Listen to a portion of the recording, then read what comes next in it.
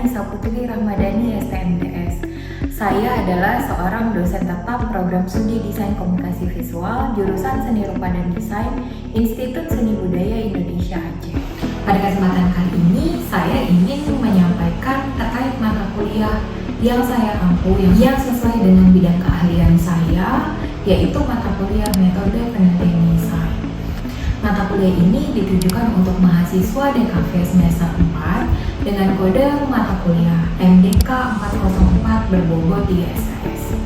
Mata kuliah ini diselenggarakan dalam 16 kali pertemuan tatap muka dengan rincian 14 kali pertemuan materi dan 2 kali untuk pertemuan masing-masing ujian tengah semester dan ujian akhir semester. Mata kuliah ini membahas terkait penguasaan serta pemahaman tentang metode, langkah-langkah, serta teknik dalam pengkajian dan penelitian karya desain, baik secara sistematis maupun ilmiah. Pada akhir mata kuliah, mahasiswa juga akan dibekali teknik untuk menyusun draft karya ilmiah berupa artikel untuk diterbitkan. Adapun capaian pembelajaran lulusan atau CPL Prodi pada mata kuliah ini telah tertuang dalam EPS dan telah divalidasi oleh Ketua Prodi. Capaian pembelajaran mata kuliah yang diharapkan antara lain CPMK 1, mahasiswa mampu melakukan penelitian yang berkaitan dengan karya-karya desain komunikasi visual.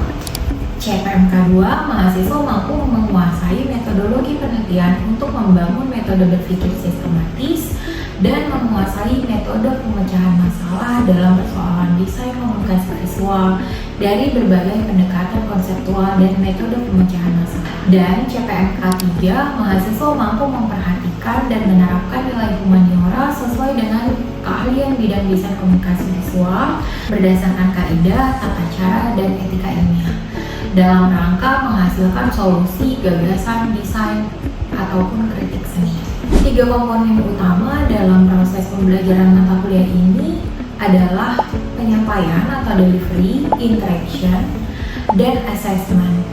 Saya memberikan materi serta RPS yang dapat diakses langsung oleh mahasiswa pada sistem Siakat ISBI Aceh, serta presentasi interaktif yang langsung dilakukan secara tatap muka untuk mendukung pemahaman mahasiswa melalui media pendukung presentasi. Untuk interaksi pada mata kuliah ini melibatkan komunikasi 2 arah antara dosen dan mahasiswa berupa diskusi, tanya jawab, kolaborasi, dan refleksi bersama. Asesmen ataupun sistem penilaian yang saya lakukan dalam mata kuliah ini mencakup asesmen formatif untuk penilaian proses yang dilakukan melalui kuis, tugas, proyek individu maupun kelompok, serta penilaian sikap dan keterampilan sesuai RPS. Selanjutnya, asesmen sumatif untuk penilaian akhir berupa UTS dan juga UAS. Modal pembelajaran yang dilakukan dalam mata kuliah ini adalah case study dan project based learning. Dengan metode ini, mahasiswa mendiskusikan secara berkelompok tentang penelitian dan jenis-jenis penelitian serta ditugaskan mencari isu-isu aktual yang relevan dengan desain komunikasi visual. Referensi yang digunakan dalam mata kuliah ini adalah berupa buku referensi karya ahli serta artikel jurnal bereputasi yang memiliki nilai kebaruan agar mahasiswa mampu mengikuti perkembangan ilmu pengetahuan dan teknologi masa kini. Baik, berikut adalah video proses pembelajaran pada mata kuliah metode penelitian desain dengan materi pada pertemuan 3, yakni fenomena atau permasalahan penelitian desain, rumusan masalah, dan tujuan penelitian. Mari kita simak. Assalamualaikum warahmatullahi wabarakatuh. Waalaikumsalam warahmatullahi wabarakatuh. Selamat siang semuanya. Siang, Bu. Hari ini kita mulai ke materi yang kedua ya. Minggu lalu kan kita udah masuk ke materi yang penelitian.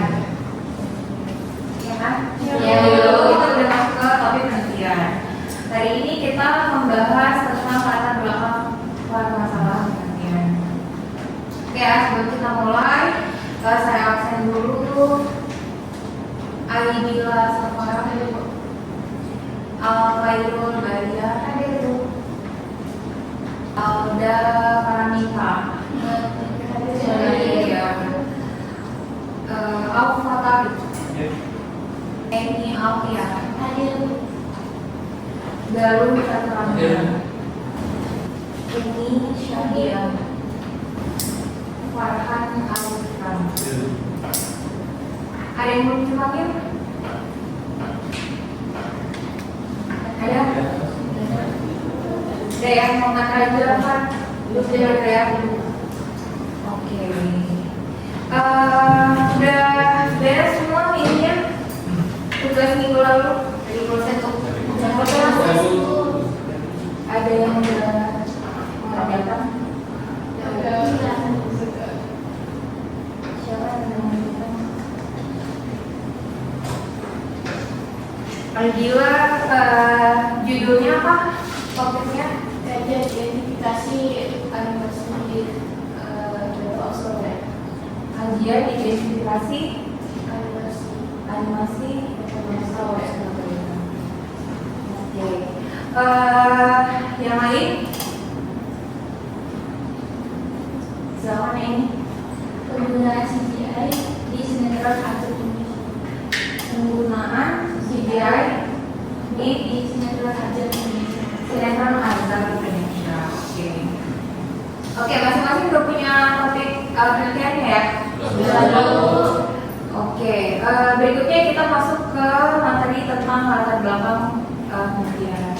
Mungkin di pembahasan sebelumnya kita juga udah membahas ya topik permasalahan. Kita identifikasi masalah dulu sama, terus menentukan topiknya, sama menentukan rumusan masalahnya, baru ke judul. Ya, jadi di latar belakang itu, latar belakang adalah informasi yang tersusun secara sistematis berkenaan dengan fenomena dan problematik yang menarik untuk diteliti. Secara literatur latar belakang definisinya seperti itu. Nah, saya mau bertanya nih sama siapa tadi, Aidil. Kira-kira fenomena yang kamu kemukakan di judul itu apa? Gambarnya kurang Ilustrasi dari Sebagai Surabaya kurang sesuai dengan style. karena animasi. Kenapa? Karena banyak yang mereview animasinya masih aku. Banyak yang review animasi dari Sebagai Surabaya masuk aku. Itu yang salah satu fenomenanya. Fenomena kedua, Sebenarnya banyak ceritanya masih belum terangkat sepenuhnya, sejarahnya masih belum terceritakan. oke, berarti fenomena yang kalian dapatkan, pertama ilustrasinya belum sesuai dengan style yang diangkat. Animasinya masih terasa kaku. Terus yang kedua alur ceritanya. Berarti mau membanding dari dua fenomena itu. Oke. Setelah latar belakang itu nanti kita akan mengemukakan tujuan daripada penelitian kita. Itu yang pertama adalah sebagai dasar atau titik tolak untuk memberikan pemahaman kepada pembaca mengenai apa yang ingin disampaikan. Yang kedua, untuk menjelaskan alasan mengapa masalah ini dalam penelitian ingin diteliti dan tentunya permasalahan dengan pendekatan yang digunakan untuk menyelesaikan masalah tersebut baik dari sisi teoritis maupun sisi praktis.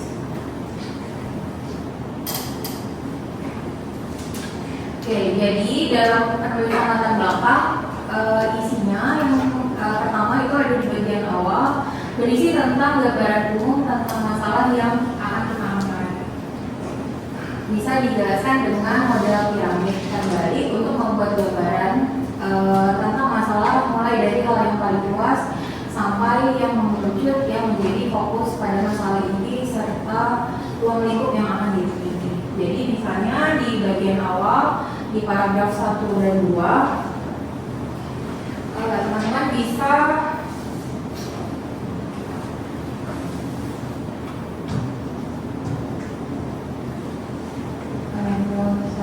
teman-teman 1 atau sampai 2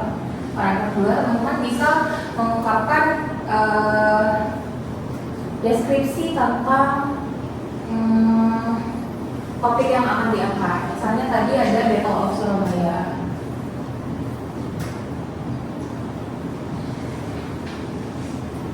Battle of Surabaya. Jadi misalnya kalau mau ngangkat Battle of Surabaya atau tadi kelompoknya ini judulnya dari apa?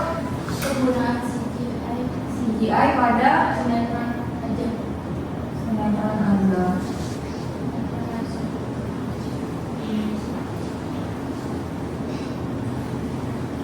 Nah misalnya yang paragraf 1 kamu bisa deskripsikan dulu Battle of Surabaya untuk kelompok Aidila.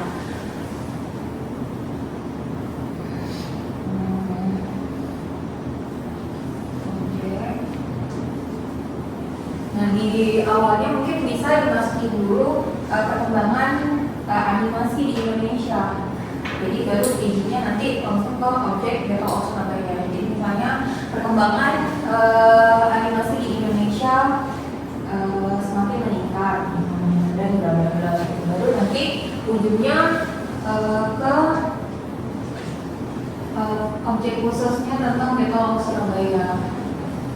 Perkembangan animasi sama kayak kelompoknya ini, misalnya CGI itu tentang sinetron Azab. Boleh ke sinetron Azabnya dulu atau boleh CGI-nya dulu. Jadi yang mau duluan, misalnya mau jelasin bahwa sinetron sekarang tuh udah pakai CGI misalnya, baru jelasin pemakaian CGI karena kan yang kita lihat si CGI-nya akan tentang sinetron Azabnya, ya. Paragraf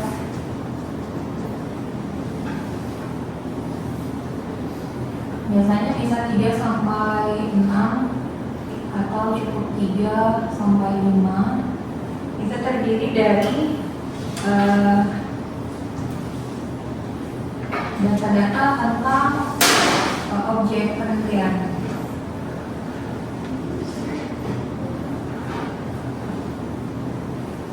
Data-data ini bisa didapat dari ada yang tahu biasanya data-data tentang fenomena itu bisa kita dapat dari mana? Dari jurnal. Selain jurnal, artikel. Selain itu ada lagi sumber data selain jurnal dan artikel. Hasil wawancara atau hasil survei. Oke, jadi nanti biasanya kalau yang ini adalah merupakan pengantar, paragraf 3 sampai 6 ini biasanya opini, tapi juga dia dibuktikan dengan data-data. Jadi misalnya opininya si Aidila tadi apa? Yang pertama, gerakannya masih kaku, terus dibuktikan data yang kaku itu kayak gimana? Apakah menurut kamu aja atau memang bisa kita identifikasi di awal? Yang kaku tuh yang stand yang digunakan, terus hasilnya itu seperti apa? Kenapa bisa kamu sampai bilang kaku? Jadi nanti bisa kita masukin teori tentang stylenya kemarin atau style si Battle of Surabaya ini Jepang ya misalnya style kartun. Misalnya nanti disebutkan kenapa dia terasa kaku atau ada perbandingannya gitu. Nah itu bisa dibuktikan dengan data-data untuk objek penelitiannya. Jadi opini ini adalah salah satu fenomena juga untuk salah satu fenomena yang berupa opini, terus kita buktikan dengan data-data dari artikel, jurnal maupun hasil survei di awal.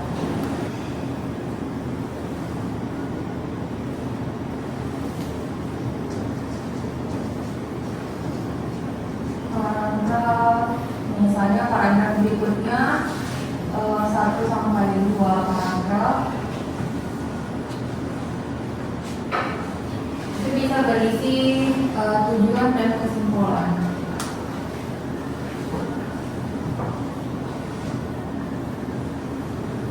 Jadi nanti di paragraf berikutnya 1-2 paragraf kalian sebutkan misalnya tujuan dari penelitian ini apa dan kenapa tertarik meneliti penelitian tersebut. Biasanya juga bisa disebutkan akan diteliti melalui pendekatan yang seperti apa. Sampai di sini ada yang ingin ditanyakan? Silakan. Kita lanjut aja ya ke kesimpulan ya. Jadi latar belakang itu biasanya disusun dengan jelas, disertai dengan data atau fakta pendukung seperti yang disampaikan tadi di paragraf bagian tengah. Jadi yang pertama meliputi kondisi keadaan yang dicita-citakan atau diharapkan terjadi. Artinya seperti yang sudah disampaikan dulu juga, kita udah tahu nih hasil akhirnya seperti apa. Jadi makanya kita udah membayangin metodenya seperti apa, terus hasilnya atau hipotesanya seperti apa. Yang kedua, kondisi aktual atau kondisi yang terjadi saat ini, menceritakan perbedaan situasi antara kondisi saat ini dengan kondisi yang dicita-citakan. Berikutnya ada alasan rasional dan esensial yang membuat peneliti tertarik untuk melakukan penelitian berdasarkan fakta-fakta, data, referensi dan temuan penelitian sebelumnya. Jadi di dalam menuliskan latar belakang kalian juga bagian yang paling penting sebenarnya opini yang dibuktikan dengan data-data gitu.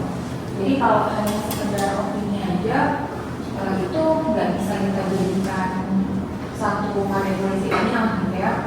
Jadi seperti pengalaman kemarin ada yang ujian dan menuliskan latar belakang itu dia semuanya tuh bertanya berdasarkan opini pribadi gitu. Jadi ketika diujiankan begitu ditanya alasannya apa? Oh alasannya karena menurut saya gini. Buktinya mana gitu. Dia nggak bisa membuktikan bahwa itu ada data yang konkret gitu tentang opini dia itu. Jadi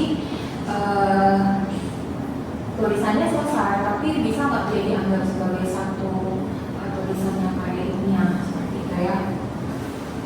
Yang keempat, bisa jadi ini menawarkan solusi, penawaran, penyelesaian atau jalan keluar terhadap masalah. Artinya dalam penelitian ini kalian mesti membuat tawaran solusi terhadap masalah. Jadi penelitian kalian bertujuan sebenarnya untuk menjadi satu solusi atau menjadi satu panduan untuk desainer melakukan pengembangan karya atau melakukan perancangan berikutnya. Berikutnya ada kaidah penulisan yang benar terkait gaya bahasa dan ejaan kata. Kalau ini karena udah tulisan ilmiah udah pasti harus menurut kaidah penulisan yang benar. Yang keenam ada relevansi atau keterkaitan antara satu topik dengan topik lainnya. Ini juga udah dibahas di topik pertemuan pertama di topik penelitian. Kalau dalam satu topik itu sebenarnya banyak yang bisa dibahas gitu ya. Jadi karena kita bidangnya adalah desain, harus hati-hati dalam melihat bagaimana caranya kita akan membedah si penelitian tersebut. Yang terakhir ada etika mengutip atau anotasi. Nah ini juga sebenarnya hati-hati untuk mengutip, jangan sampai terjadi plagiarisme.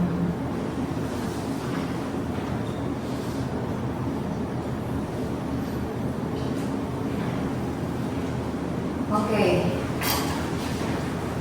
Kesimpulannya,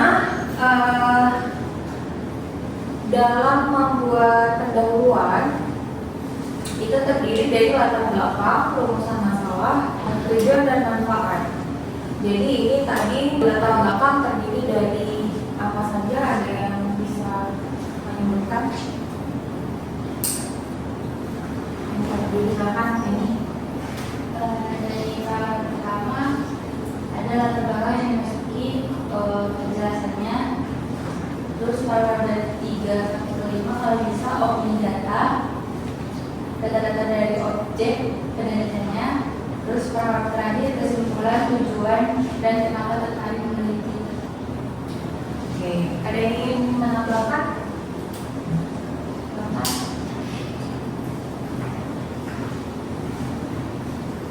Bagia atau Jelita? Yang salah. Jadi yang saya tangkap yang sudah ibu jelaskan tadi, paragraf 1 sama 2 itu dijelaskan, di paragraf 1 itu dijelaskan tentang perkembangan dari judul yang sudah kita pilih. Kemudian paragraf yang kedua itu adalah objek dari judul kita. Dan paragraf 3 sampai 5 itu kita jelaskan tentang data-data dan fakta-fakta yang tepat yang sudah kita pilih judul tersebut, dan data-data itu harus valid. Dan yang terakhir itu paragraf 1 sampai 2, yang terakhir itu kita membuat kesimpulan dari paragraf 1 sampai 5. Oke, terima kasih Eni dan Jelita. Jadi secara garis besar latar belakang kita udah paham ya. Latar belakang itu nggak perlu terlalu banyak paragraf, yang penting tepat sasaran gitu. Terus dalam menentukan rumusan masalah sama juga seperti itu. Di rumusan masalah itu yang pertama ada penetapan masalah atau kemudian statement atau juga asumsi. Misalnya di kelompoknya Eni, rumusan masalahnya apa? Tentang kualitas visual efek pada penggunaan CGI. Itu rumusan masalah yang pertama. Yang kedua, Pengaruhnya pada audiensnya yang menonton. oke.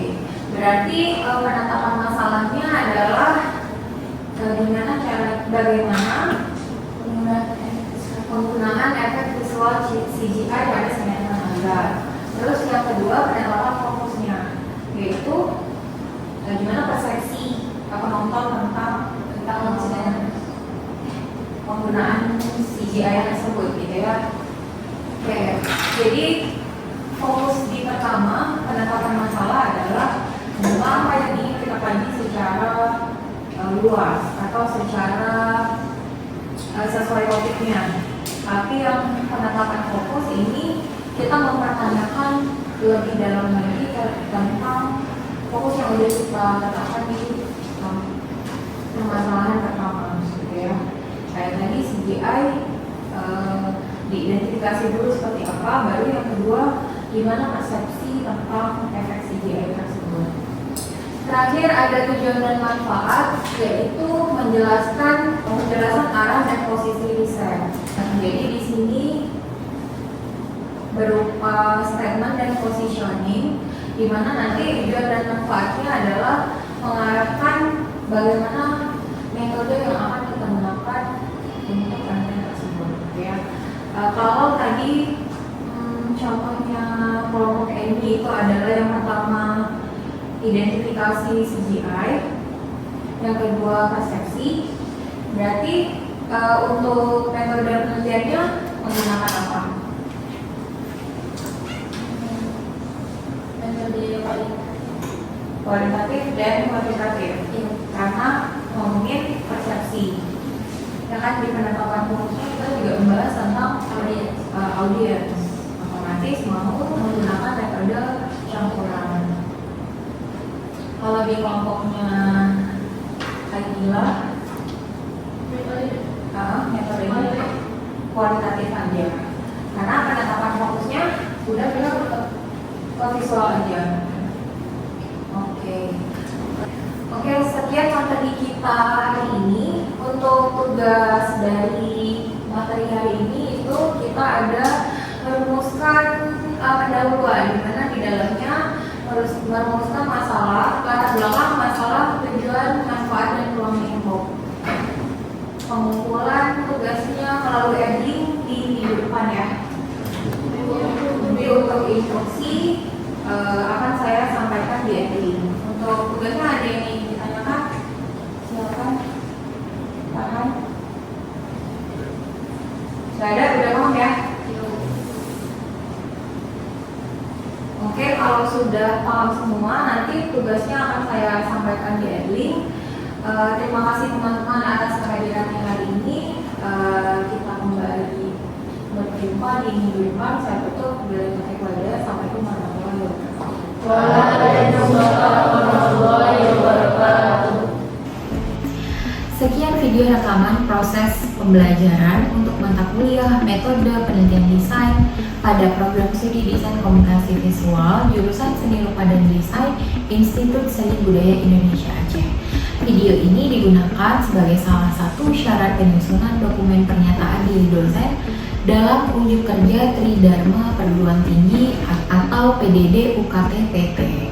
Semoga dengan adanya video ini bisa menjadi pertimbangan yang baik dalam proses penilaian sertifikasi dosen gelombang 1 tahun 2025. Akhir kata saya ucapkan terima kasih. Wassalamualaikum warahmatullahi wabarakatuh.